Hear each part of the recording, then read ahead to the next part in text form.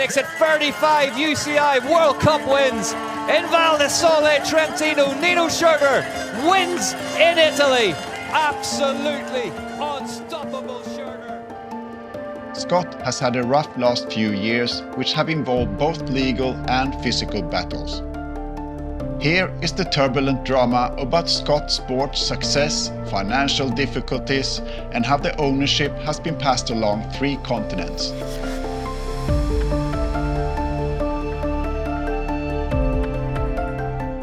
Let's give credit where credit is due. Scott bicycles have been widely successful from the 80s to today's date. That includes numerous gold medals in Olympic and World Championships. Among the most recent well-known riders, there is Nino Schurter, who is tightly associated with Scott. Schurter is most likely the most successful cross-country rider in history. And in September this year, he competed in his final race before retiring. This marks the end of an era, both for cross-country racing in general, but also for Scott bicycles. As we shall see, this is not the only major change for Scott bicycles, and perhaps we will see the company with different eyes from here on. Cross-country bikes really is the definition of Scott bicycles. The most well-known models are Scott Scale, Spark and Genius. Bikes that we've seen on TV competing on the major tours. We, or at least I, think of Scott Bicycles as a Swiss company, but the company really is named Scott Sports. In fact, the company started out as Scott USA in 1958, and back then bicycles were not even on the map. Ed Scott, an American engineer and avid skier, invented the aluminium ski pole in 1958, and skiing was what Scott USA was all about. Besides ski poles and skis, ski goggles also became an important product segment. Throughout the years, Scott goggles and glasses have been well known all over the globe, and even yours truly has owned a pair or two. In the 70s, Scott USA aimed at the motocross market, where again goggles played a big part. But also boots, grips and accessories were introduced, and to this day the motocross market is still one of the pillars of Scott's business. Further down the line, Scott also entered the bicycle market, more specifically the mountain bike market, and the first model was the Scott Superbike. But even if Scott was synonymous with mountain bikes, there has also been a few road bikes in the lineup too. And one of the milestones when it comes to innovation was the aerodynamic handlebar. The Aero Bar, which was first of its kind, was used by the American Greg LeMond in his 1989 Tour de France win. This is the most incredible thing I think I've ever seen in my life. Another invention was the Unishock suspension fork. And only a year later, Scott also presented its first full suspension mountain bike. There has been no shortage of new product lines, products and innovations throughout the history of Scott. And the brand is well known to the general public. But to me, Scott as a brand is not that particularly interesting. Not that they don't make great bikes and other products, but it's the way they market their bikes. While most other brands happily lend their bikes to media, that includes traditional media such as magazines as well, Scott doesn't do that. At least not up here in the Nordic countries. It's impossible for me as a small YouTuber to get hold of a bike to test, and I think I've only done one video about the Scott Spark a few years back, when I could find one from a store. A bit of a shame really, since I find the bikes interesting and unique. At the same time, it's up to Scott how to market the products. It's not my right to have bike companies giving me demo bikes to test. The result, however, is that I don't recognize a strong bicycles community in forums or when I'm out riding bikes like with other bike brands such as Specialized or Canyon for instance. The Scott brand is strong, but given how much success Scott has had over the years, we don't talk very much about Scott bikes, apart from among cross-country races maybe. The lineup outside of the cross-country segment is interesting, I just don't know anything about these bikes. Another side note is that Scott Sports is a different and a diverse company compared to other more traditional bike brands. Let's break this down and take a closer look at the business side of things. Despite all the different market segments, it's the biking division that accounts for 80% of the company's total turnover. And that's our focus throughout this story. Scott Sports is a privately owned company, so we cannot find numbers very easily. In the early days, Scott USA opened a facility in Switzerland to market the brand in Europe, and a strategic decision was later made to actually move the headquarters to Switzerland. Shortly thereafter, Scott USA was eventually sold to Zell Shillmark Chicago's investment fund, which also happened to own Schwinn Bicycle Company. The strategy of the investment firm was to buy companies with bad balance sheets and make them profitable, a model that also involved taking control of the business.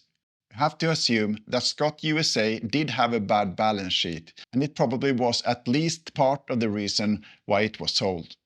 At the same time, Ed Scott was 76 years old at the time.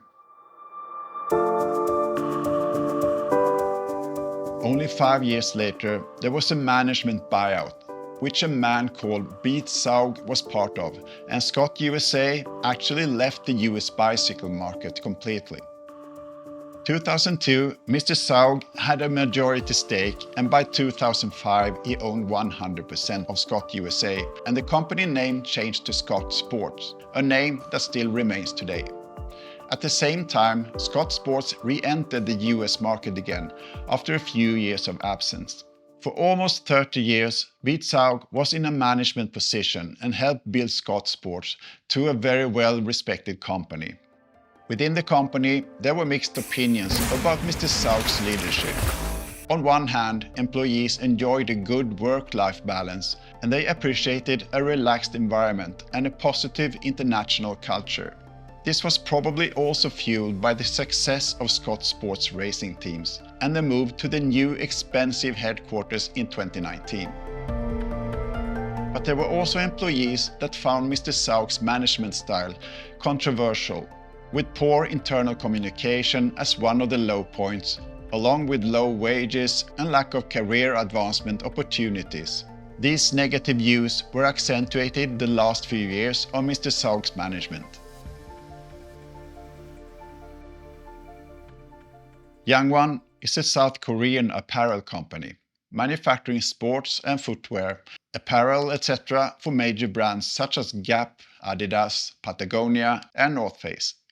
There has been some controversies or scandals even throughout the history of Youngone's, which have involved mistreated workers in Youngone's factories, as well as regulatory allegations with failed reporting of several affiliated companies owned by relatives. Tax evasion, I assume.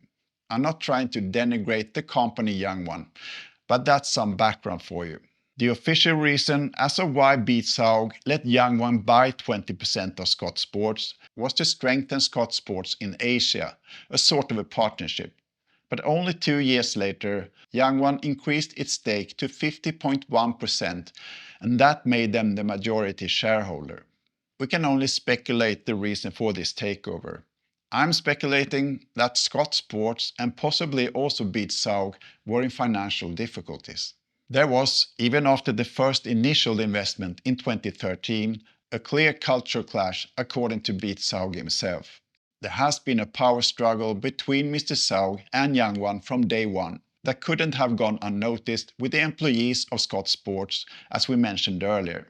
The power struggle was influenced by other financial matters as well. In late 2023, Youngone provided a €150 million loan to Scott Sports for liquidity purposes. According to Zaugg, Youngone had destroyed our banking relationships, leaving the company reliant on Youngone for financing. The loan was likely issued to mitigate the effects of the post-pandemic slowdown in the bike industry. Scott Sports suffered from a high inventory of unsold bikes. Since Scott Sports is a private company, we don't have any real insights in the financial situation of the company. We can only guess that Scott Sports has followed the same pattern as with KTM, YT Industries, GT Bicycles, Nuke Proof, Rocky Mountain, Kona, Revel, to name a few. The power struggle culminated in March 2024, where Youngone sent a press release through a PR agency announcing Beat Zaug's retirement.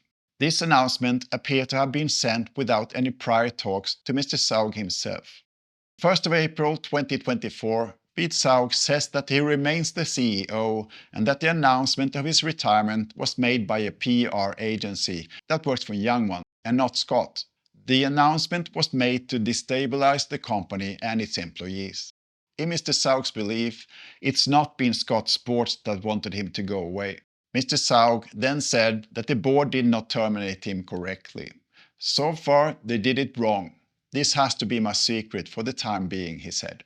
He also concluded that Youngone's announcement is going to put a strain on the cooperation between the well-established Scott team and European independent bike dealers. The fact that they found out about the Korean parent company's decision from the press is also something that is not exactly conducive to Scott's values and our European ideas of management. A few days later, the police showed up at Scott's headquarters in Switzerland, marking the culmination of this dispute. Several vehicles belonging to Fribourg police were spotted parked outside of Scott Sports headquarters on Wednesday afternoon. The police stated nothing serious happened. We intervened in the civil matter, a dispute between managers. In this type of case, the police are called to the scene to find a way to open a discussion and for people to understand each other. But there are no injured or anyone arrested. Behind this scene was the fact that Youngone reportedly had the locks changed at the company headquarters, preventing Zaugg from entering. When Zaugg appeared at the headquarters, despite the lock change, police were called to de-escalate the civil matter. The final nail in the coffin for this drama came in February 2025, when the dispute was ultimately settled by an arbitration tribunal of the International Chamber of Commerce. The tribunal mandated that Zaugg sells his remaining 47% stake to Youngone, which gave Youngone total control of the company.